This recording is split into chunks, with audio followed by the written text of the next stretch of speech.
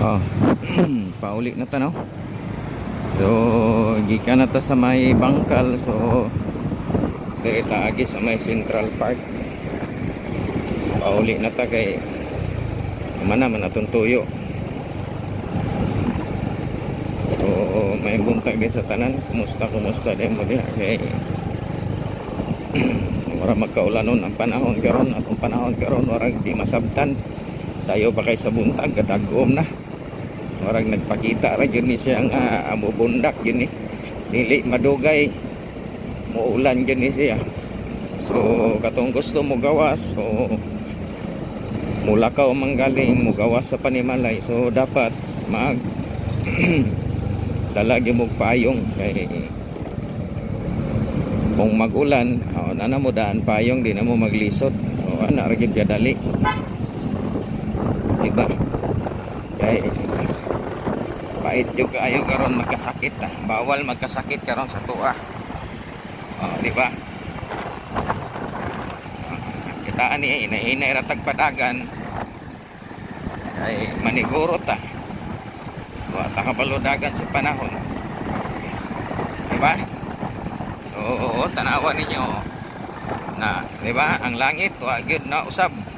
Warag kapurismaot ang nahong kumbaga gadag-om ba. Kaulanon na gyud nya may rekulang ani ulan gyud ni siya. Ani kung mugawas mo sa iyong Panimalay, mag dalagi mo payong para sigurado gyud kung maulan na amoy panangga o na amoy pangpandong ana na inyong buhaton kay lisod kayo magkasakit pati mahala. So, sa kalibo ni mo karon wala ra isa ka gatos sa karong panahon na tilapan ra pila ra imong mapalit sa isa kalibo mo na giingon nga grabe na gud kapait ang panahon karon. Dapat magtipid o mag control gyud sa kaugalingon.